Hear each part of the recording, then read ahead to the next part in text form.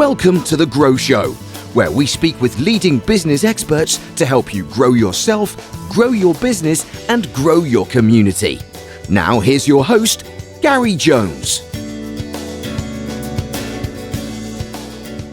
Hey folks, and welcome to this episode of The Grow Show. Now, I can't wait to talk to our guest this week because we have the amazing Nick Field, and we are going to be talking about his life as an actor, voiceover artist, and radio presenter / producer, plus everything else. He is an absolutely golden person to talk to, and we're going to be talking about things to help you grow your skills, grow your business, and grow your community. So, Nick, how are you doing today? How are you getting on?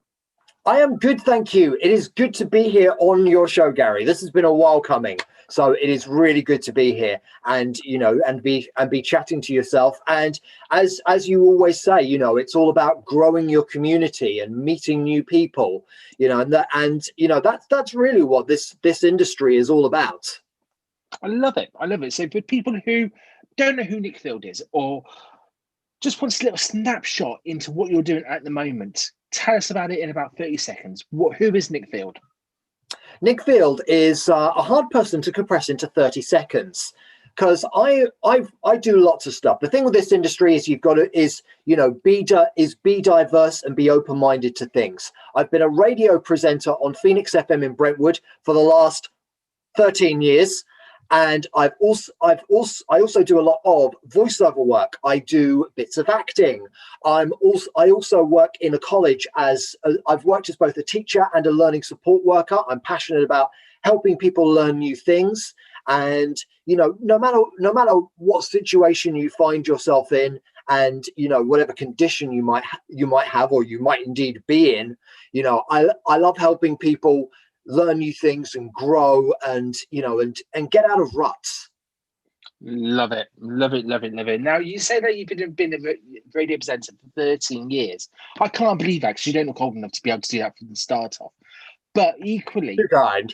Radio presenter for 13 years, you must have seen the industry change a lot during that time. How was it when you first started compared to how it is now?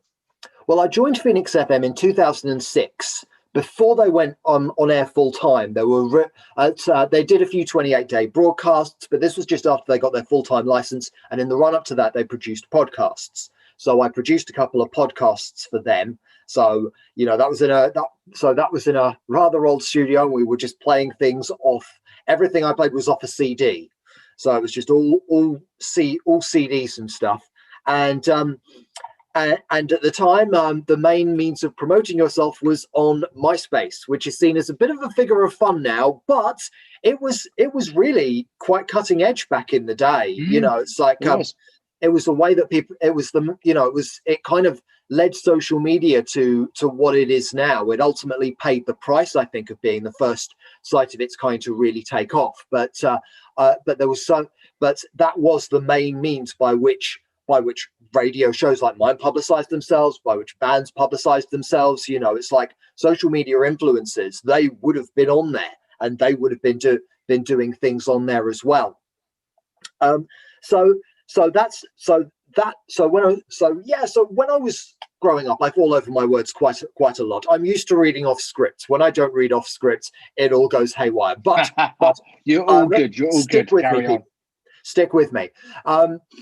So then it was we've been going out on FM since about March 2007. I was on the schedule when it launched, and it was all, and you've just seen there's just seen so much. I mean, there's a few things that have been constant, like gigs and the like, but promoting yourself, the way in which the way in which playout systems in radio stations change. Just seeing that sort of technological move forward, and the rise of people using smartphones and tablets and listening in via all these different means. Phoenix FM is, it's an FM station, but it also goes out online. It was actually one of the first community radio stations to stream online back in the early noughties. Brilliant. So it's so kind of like so the way technology has moved on since then it's really been fascinating to watch, and it's like when I ask bands about how can we find out more about you, back in the day, it was find our MySpace page. But of course now it's like but now, bands have loads of different social media pages. I remember when someone first announced they had an Instagram page and I was like, really? That was quite a surprise at the time. But now, some bands even have apps and things like that you can use, which would have been unthinkable back in, 2007. So yeah, it has been so fascinating, and the way I find is, and this is quite a recurring theme, it's about being open to technology as it progresses. And also social media as it progresses as well. It's like, when we first started, no one really, Facebook was in its relative infancy of becoming what it is now. I think Twitter did exist, but it wasn't used very much. That didn't really take off until the end of the noughties, I think. And and all these other kind of like social media pages, and the ways of, and putting shows out as well, to listen back to and things like that. Unfortunately, we don't have a huge team of people doing that. That is purely, us with everything else that we do, getting all that uploaded. So yeah, it is fascinating to see how it changes. But it goes to show that, I always say it's important to be a lifelong learner. It's harder to learn things as you get older. I fully understand and accept this, but it's keeping up with it is so worth it.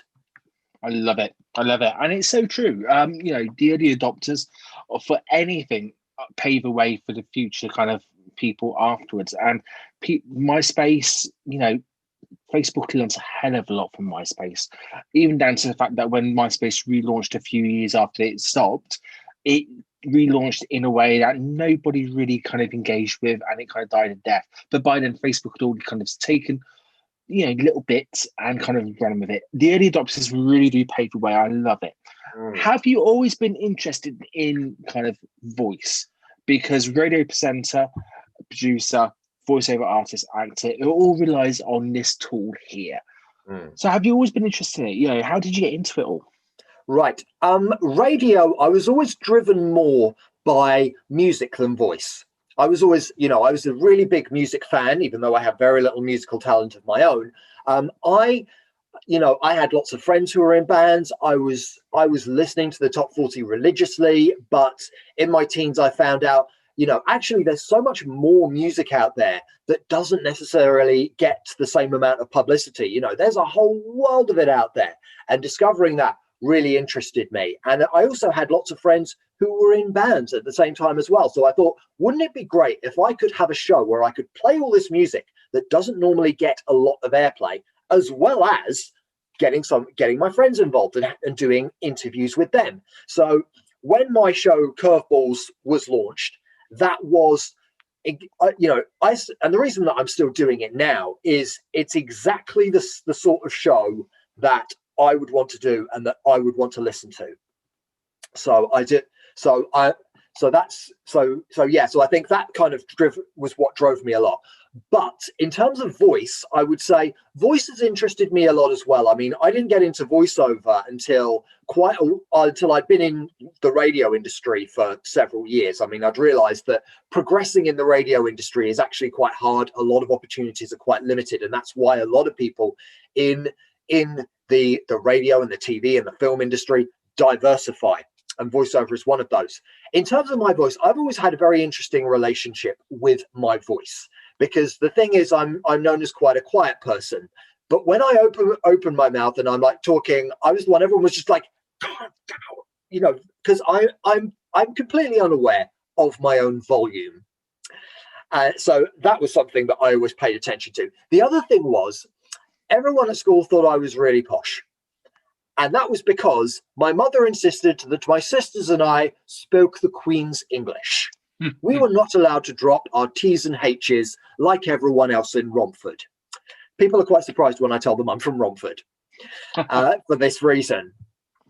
so it's a good town, but the majority of people don't sound like me. So that kind of awareness has always sort of paid attention to me. And I was listening to the radio a lot when I was in like my teens and early 20s as well, because of the interest in music. And this was the days before YouTube and Spotify. So yeah, you can imagine. So again, this is kind of like how listening to music has progressed. So So the main way to find out about new music back then was on the radio. So I was always listening to the specialist shows on Radio 1. And I think it was all these years of hearing people talk like radio presenters also had a bit of an effect on me. So yes, there we go. I suppose I've always been quite aware of it as well, because I grew up on the autism spectrum. I wasn't formally diagnosed until about 5 years ago. But I was, but the thing is, a lot of my stifled speech was down to that as well. And also, I didn't really do a lot of going out and socializing. I did some in my teens, but I always kind of like felt a bit awkward kind of sitting there, and like I would speak when spoken to, if you know what I mean. But I also think that kind of had a bit of an impact on my voice as well. You know, it can make your speech a little bit stifled. But yes, it was lots.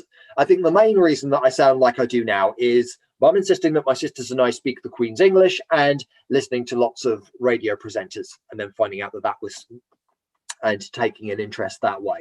So I love it. And do you think if your mum and sister hadn't kind of insisted and kind of motivated you or pushed you into that kind of side of the voice, kind of learning the Queen's English, would you be doing what you're doing now, or would you be doing something different?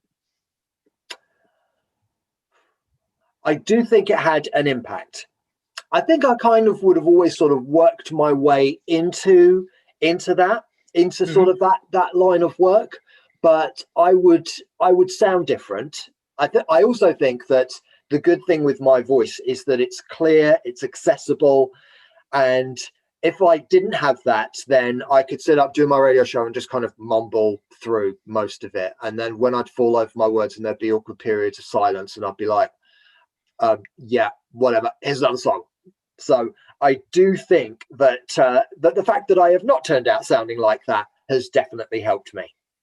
Brilliant. And I'm going to share something with you and actually listeners who they might not know actually this, but when growing up, I couldn't speak for years. I think I uttered my first kind of proper word probably at the age of 3 or 4. It would have been kind of the first year of primary school. Just after primary school. And that's because when I was growing up, and it could be a form of dyslexia, it could be a form of whatever it is, nothing's been diagnosed.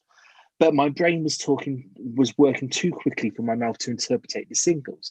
That was stopping me from talking. So growing up, I had a love-hate relationship with voice. And this is where kind of I feel comfortable talking about this, because growing up, I never liked the sound of my own voice. And I don't think many people do. But if I'm tired or I'm confused or stressed, the first thing that goes is my voice, because my brain kicks into that kind of primeval kind of ape kind of system, whatever you want to call it, and says, do you know what? Your voice, my mind's working, my voice isn't.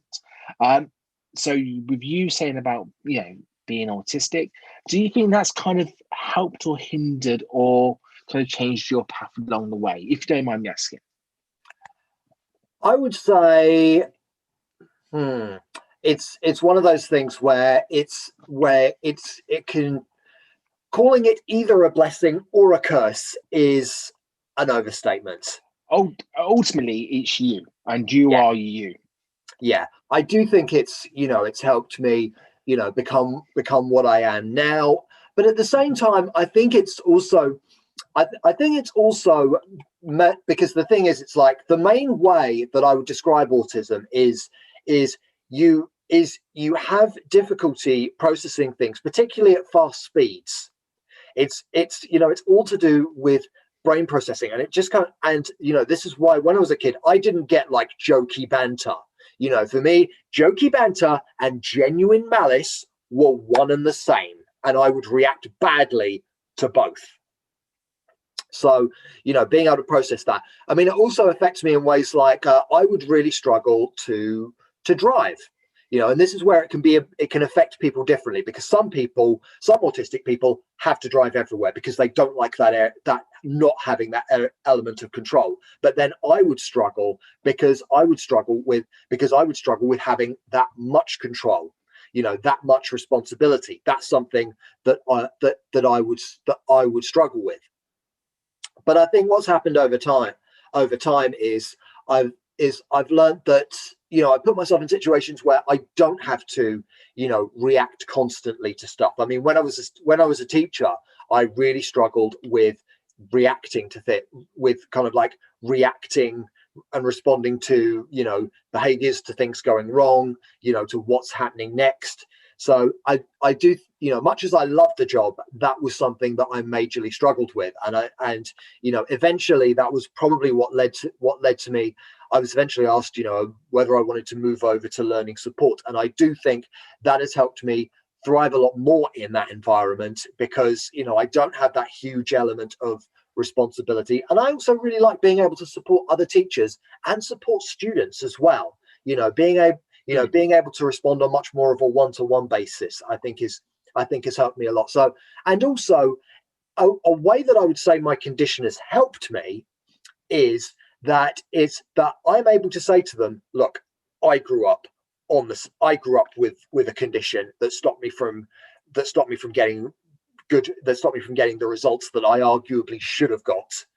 And I just see it, and I'm able to relate to them in a way. It's not just me telling them off like a naughty school child. I work in a college. You should not talk to students like naughty school children unless they've done something very, very wrong. But if they're generally just struggling with the work, then, you can't just say to them, just get on with it, because that's not going to happen. So I think the way that I'm able to relate to students a lot more really, really helps me. And if we're going back to voice, I think the fact that I've got a good authoritative tone, and, it's actually quite difficult for me to mumble in the same way. And, if I didn't have this whole growing up speaking the Queen's English thing, I think this probably could be a bit more of an issue for me. So so the fact that I'm able to speak in this sort of clear, accessible voice is helpful, I do think. That's brilliant, and thank you for the insights into that. That's brilliant. You mentioned about acting, or I mentioned right at the start about acting. So radio presenter, then voiceover, then acting. Did it follow that order? Right, radio, pretty much, yeah. Because after about 8 years of radio presenting, I was like, I need to diversify, because, as I mentioned, it's like I'd pretty much established that I probably wasn't going to be doing the breakfast show on Radio 1 anytime soon. I wouldn't want to anyway, because I think I'd just be yawning throughout at that time of day. I agree.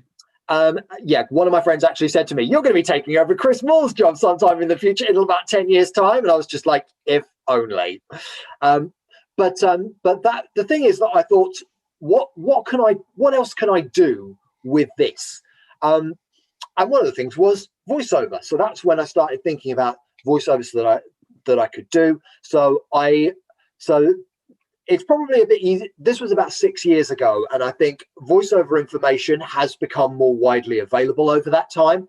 And I got in contact with Gary Terza, who used to be a continuity announcer on Channel 4. If you heard his voice, you'd probably recognize it. He's been kind of like on doing stuff on TV for years.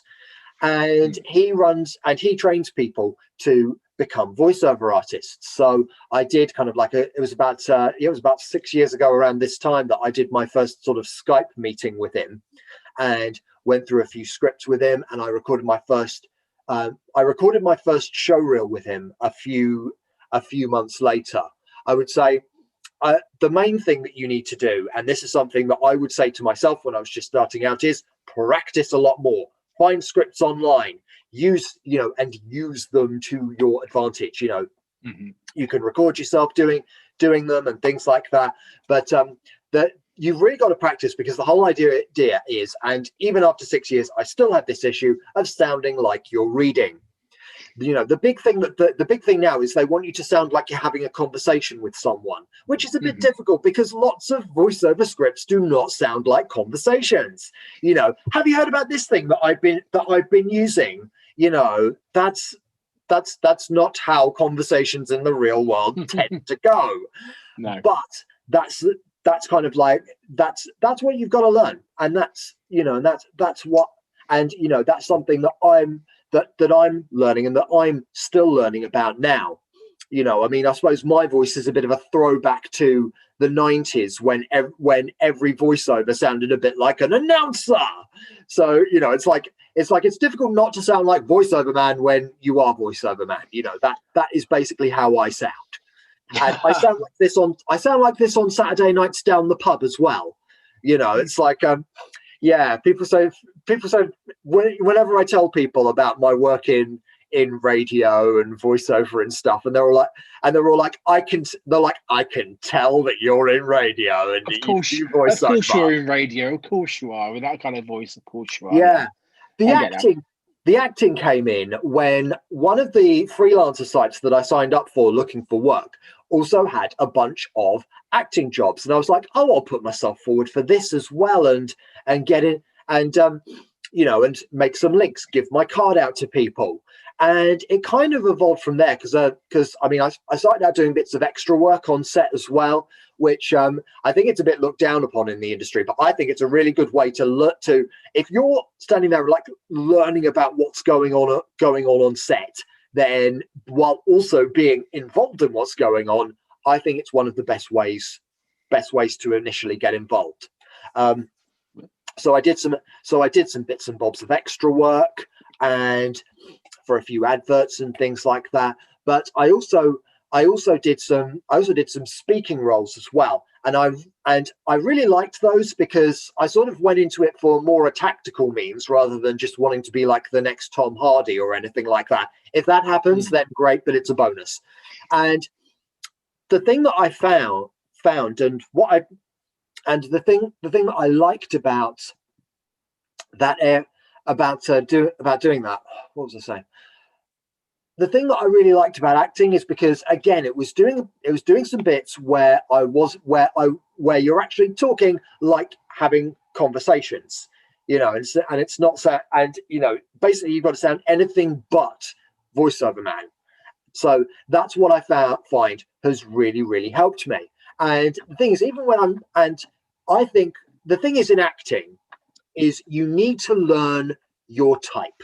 You need to learn that. I mean, acting classes are really hot on this right now. It's like, what is your type? What sort of roles work for you? And the thing is, you'll probably get, target smaller roles first. You don't necessarily have to be the lead unless it's a student film, student films are really good for getting slightly more prolific roles and places where you'll have more lines than with a major production. So if you're looking at smaller roles, things where you fit in, soap operas are always calling out for things like teachers, police officers, cashiers, social workers, all those kinds of things, like nurses, doctors, all those kinds of smaller roles. And it's all about looking at which of those roles work for you. So it's all about seeing where you fit in, at least to begin with. Obviously, we don't all fit into nice, neat boxes, and nor should we.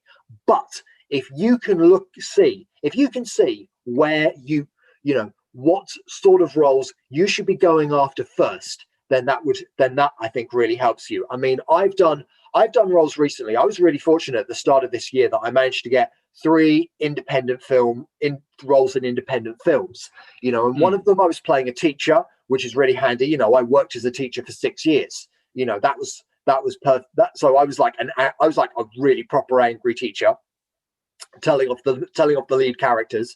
I also did one as a doctor, and I'm currently working on a series for Amazon Prime called Hard to Leave Backstories, which is in the run-up to a feature film, which is hopefully going to be filmed next year, where I'm playing a police officer. And I've played police officers quite a few times now, because that's the sort of, I wouldn't be able to be a police officer in the real world, no way. And, I'm not going to make out that I can. But that I find that really helped me. because I've got the kind of like the sort of the authority, the well-spoken voice. So yeah, so that's something that was really handy for me. If you can get roles like that, and if you can get roles like that in your show reel, every actor always needs a show reel which is it's an advert for you, basically. Let's not make any bones about that. But hey, everything needs to be advertised in some form or another. So yeah, just kind of like seeing where you fit in, seeing what roles work for you, what is your type, and that helps you, and that will help you infinitely in going after roles. I mean, I have one film out on Amazon Prime called Calamity Kevin, in which I play the head of a crime syndicate. But the thing is and obviously, I would have no affiliations with that in the real world. But again, that's where something like where this kind of voice, where you talk a lot like this, and that, that really worked for that role. I mean, it's like, it wasn't necessarily an Oscar-winning performance, but I can look back on that, and I'm still, 3 years on from filming it, and it was my first proper, credited film role. And it was like the largest role I'd undertaken at the time. And, and I also think this with a short film I did where I was playing a really mean office manager as well. I can look back on those roles and I think those roles really did bring out the best in me. I love this because I'm constantly talking to people about, on a business level, using marketing tools like, Facebook Live, video, and producing kind of content for basically them to tell their story online. And one thing that I always telling people is just be yourself. Just be yourself. And that's what you're talking about. It's about knowing and being comfortable with who you are, how you sound, the way you look, and the way that you're talking about the roles and fitting into different kind of types, and knowing and be comfortable in those. It's so refreshing because I'm putting it straight into a business context and thinking, well, of course you are. Because if I stood up in a three-piece suit, not in a t-shirt, for instance, at a networking event, talking about something that I wasn't comfortable with, would I get the best performance out of it? Would the audience kind of engage with me? No. But if I sit here in my t-shirt, talking about stuff I'm passionate about, stuff that can relate to me, that's going to come across so much better. And if you play someone who's not your type, if you play someone who, doesn't fit in with you and your being and kind of even the way you talk, it's not going to be you, and you're not going to give that role. Is that right? Have I got it? Absolutely. Kind of nailed it? Absolutely. It's all about looking at it's all about kind of like seeing parts of yourself in that camera, and you have to be mega self-aware when you're a set. Be aware. I'd say the lines are more important, but I think the key thing is, although you do have to pay attention to your facial expressions, it's more important to react to what is happening in the scene, react to what someone is telling you, and think, if this was happening in a real situation, how would you look? Because you wouldn't just sit there and do nothing. You wouldn't just sit and respond like this. And because again, that's not good for the other actor. You need to respond with some degree of authenticity. Obviously, this is acting. So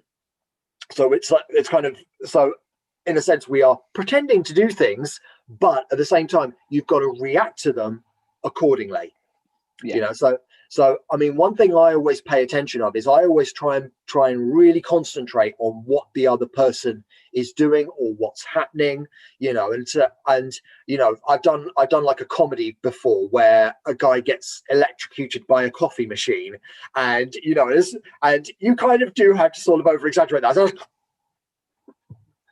I think me and this other girl basically jump into each other's arms at that point and things like that, and yeah. I mean, that's an exaggeration because that's a comedy, so you can get away with that. But in a more dramatic situation, you're not necessarily standing there open mouthed, but you've got to have sort of like, a look of concern, a look of focus in what's going on. You know, so you know, you listen to what the other person is saying. You nod. You know, you consciously don't smile because you're focusing. So it's kind of all about being in the moment. And yeah, you know, it's just about, it's, you know, it's like how would you react to this, you know, because most of the time your instinct will be right as well. We love it.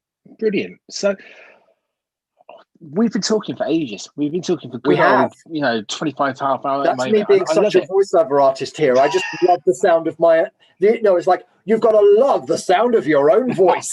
So yeah, this is just. You know what? I've got two questions for you to kind of finish off, because we need to have another chat anyway at some point about this.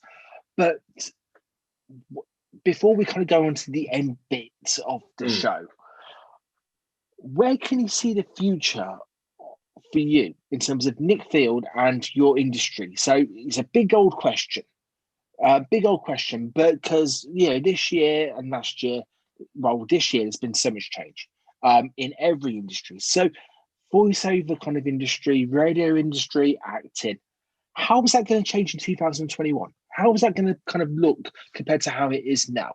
Big question. It is a big question. I think radio, I don't think it's going to change a lot.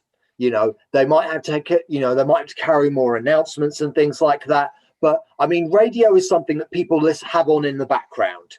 You know, so I think that I don't think radio is going to change a huge amount.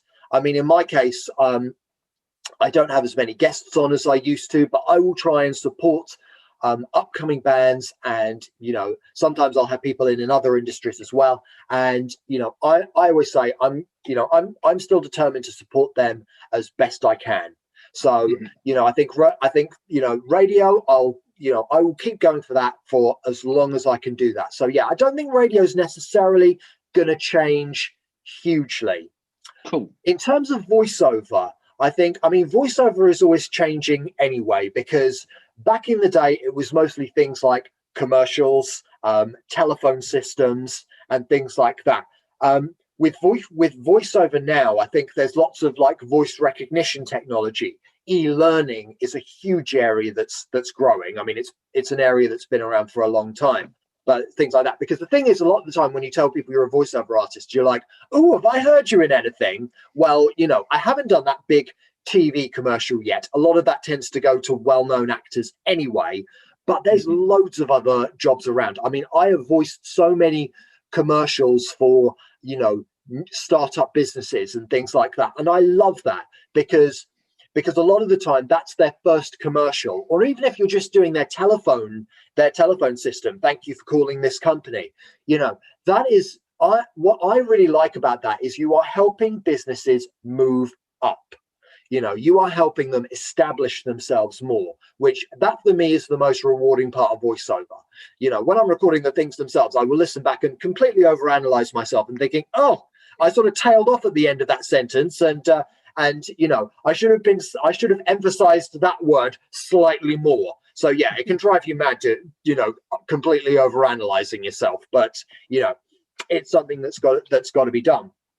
Yeah. And this is why this is where voiceover is actually a lot more complicated than people realize. A lot more people have moved into voiceover in the past year, because it is, it's very easy to work from home. You've got me here. I have got a studio that I record in as well. Sometimes I just record with a duvet over my head. It's a good sound. A lot more people are moving into voiceover, and there's more of a market for different accents as well, which, it might necessarily mean that people don't always go for a voice like mine. But at the same time, I accept that is society changing.